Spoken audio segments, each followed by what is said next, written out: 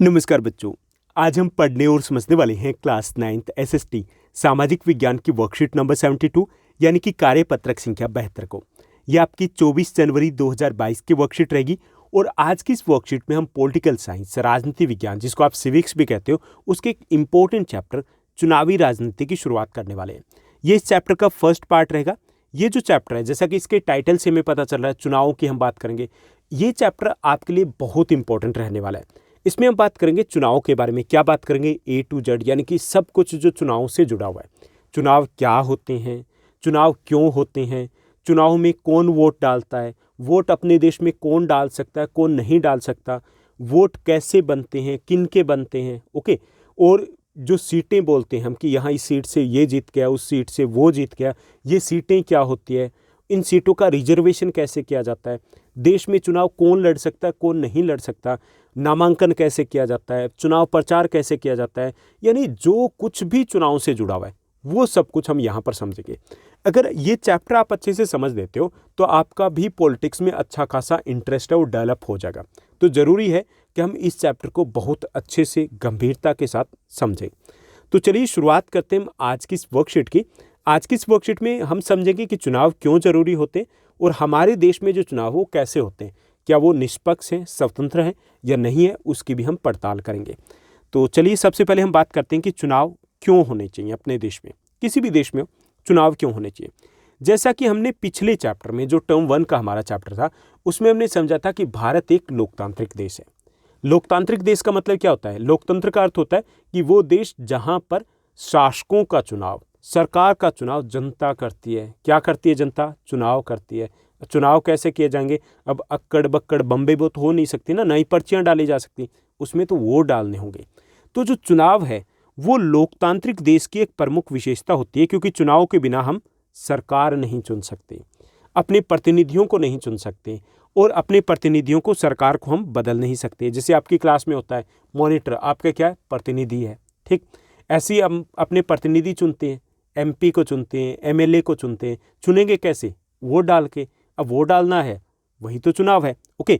तो लोकतांत्रिक देश में चुनाव अनिवार्य शर्त होती है।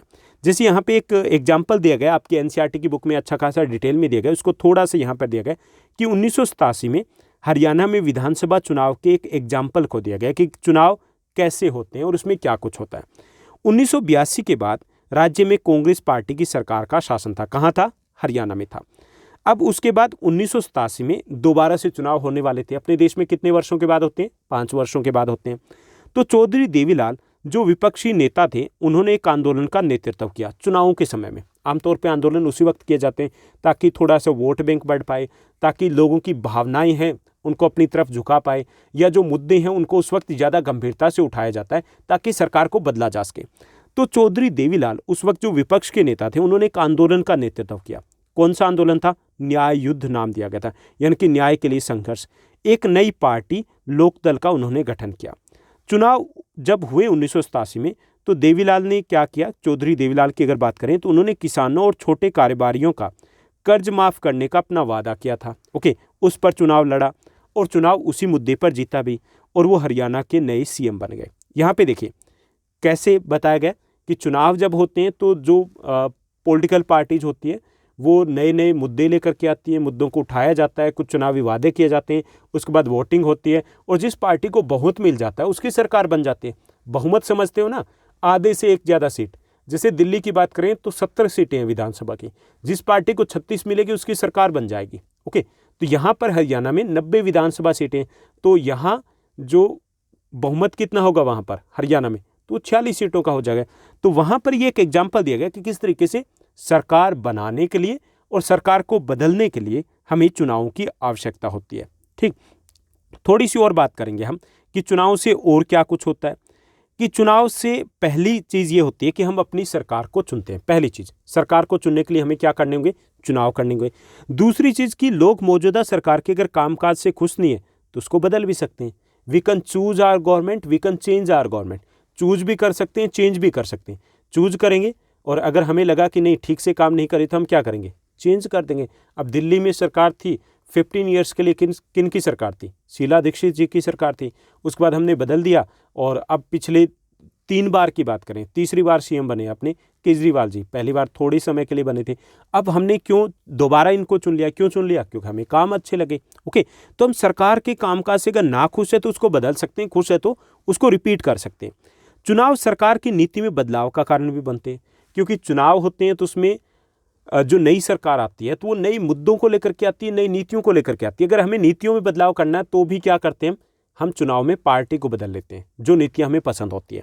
लोकसभा चुनाव में जो पार्टी जो अधिकांश सीटें हासिल करती है वे केंद्र में, और जो पार्टी राज्य विधानसभा चुनाव में अधिकांश सीटें हासिल करती है वे राज्य में सरकार बनाती है। अधिकांश का मतलब नहीं है बहुमत जो हासिल करती है, यानी कि आधे से एक ज़्यादा सीट होनी चाहिए। अगर आधे से एक ज़्यादा सीट ना मिले तो क्या होगा?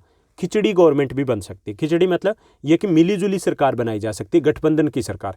जैसे बिहार की बात करें, वहाँ गठबंधन की सरकार है, वहाँ पे जो नीतीश कुमार है उनको समर्थन मिला हुआ बीजेपी को। ओके, बीजेपी और उनकी मिलीजुली सरकार है। ऐसे ही अगर हम बात करें महाराष्ट्र की, तो वहाँ पे शिवसेना, कांग्रेस पार्टी है, एनसीपी है, उन्होंने मिलीजुली सरकार बनाई हुई है। तो ऐसे हम चुनाव के द्वारा सरकार को चुनते भी हैं, उसको बदलते भी हैं, नीतियों को भी बदलते हैं, और सरकार बनाने के लिए चुनाव में बहुमत प्राप्त करना होता है। अगर बहुमत ना मिले तो गठबंधन के साथ बहुमत को प्राप्त करना होता है। तो ये सब कुछ होता है चुनाव में। अब यहाँ पर देखेंगे कि जो चुनाव होते हैं उसमें और क्या कुछ होता है कि जो चुनाव की जरूरत इसलिए भी होती है कि मतदाताओं को कई सारे विकल्प मिल जाते हैं। ओके, कई सारी चीज़ें और भी डिसाइड होती है, जैसे कि वे उसे चुनते हैं जो उनके लिए कानून बनाएगा। अगर चुनेंगे नहीं, चुनाव नहीं होंगे तो कानून कौन बनाएगा?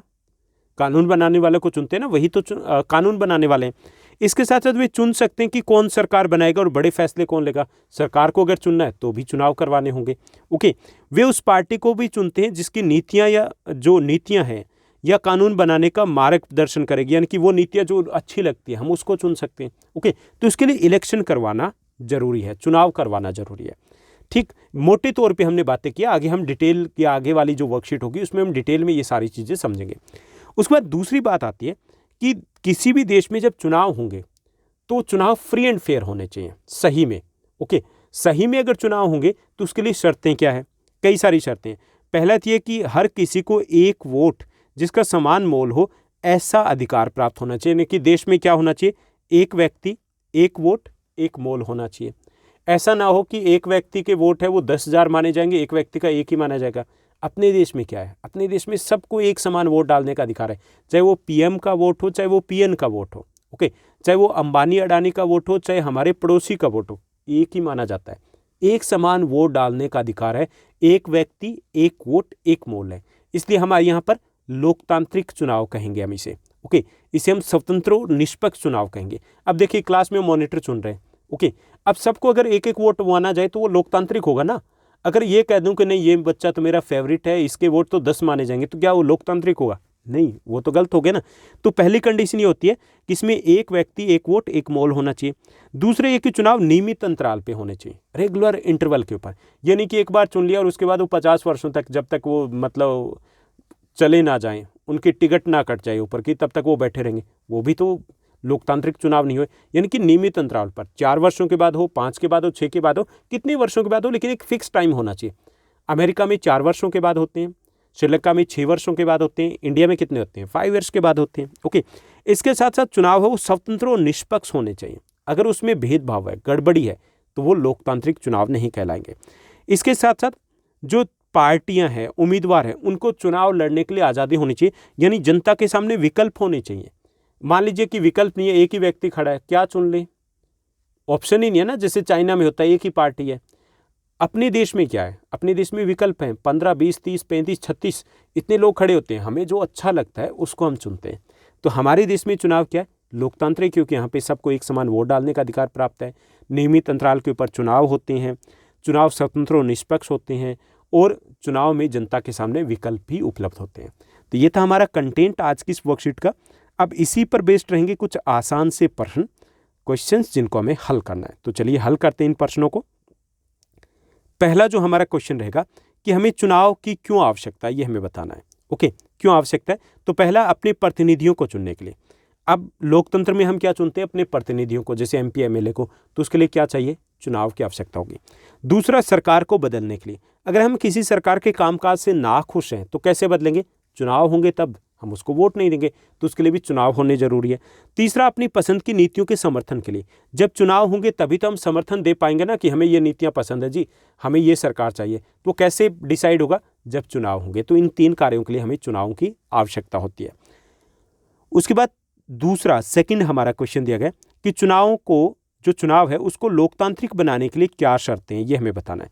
तो पहली शर्त है कि एक व्यक्ति एक वोट एक मोल होना चाहिए। एक व्यक्ति का एक ही वोट हो, ओके, और एक ही उसका मोल होना चाहिए, चाहे वो बड़ा हो, चाहे वो छोटा हो, चाहे वो लंबा हो, चाहे वो किसी भी रूप रंग का हो, चाहे वो पैसे वाला हो, बिना पैसे वाला हो, कैसा भी हो, ओके। दूसरी शर्त है चुनाव नियमित अंतराल पर होने चाहिए, रेगुलर इंटरवल के ऊपर होना चाहिए। 5 ईयर्स के बाद अपने देश में तो 5 ईयर्स ही होना चाहिए, यानी कि कभी 20-30 पे चला जाए, ऐसा नहीं होना चाहिए। स्वतंत्र और निष्पक्ष चुनाव होने चाहिए, किसी प्रकार का डराया धमकाना नहीं जाना चाहिए, रिश्वत नहीं होनी चाहिए, जो कुछ भी जनता चाहे उसी व्यक्ति का चुनाव होना चाहिए। तो ये भी अनिवार्य शर्त होती है। और चौथी शर्त होती है विकल्प की उपलब्धता, जनता के सामने चुनने के लिए विकल्प होने चाहिए, लोगों को छूट होनी चाहिए, जो चुनाव लड़ना चाहिए वो सारे लड़ सकते हैं। तो इसीलिए तो जनता चुन पाएगी ना कि हमें जो अच्छा लगेगा उसको हम चुनेंगे। तो ये अनिवार्य शर्तें होती है। अगर ये शर्तें पूरी करता है किसी देश का चुनाव तो उसको हम लोकतांत्रिक चुनाव कहेंगे।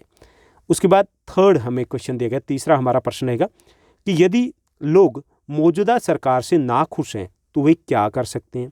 यदि लोग मौजूदा सरकार से नाखुश हैं तो वे चुनाव के माध्यम से मौजूदा सरकार की छुट्टी कर सकते हैं, उसको बदल सकते हैं, ठीक। उसके बाद चौथा प्रश्न देखिए, चौथा जो हमारा फोर्थ क्वेश्चन रहेगा, फोर्थ क्वेश्चन है क्या भारत में चुनाव को लोकतांत्रिक कहा जा सकता है, यह हमें बताना है। तो भारत में सबको एक समान मताधिकार प्राप्त है, सबको एक समान वोट डालने के अधिकार है वो प्राप्त है, ओके।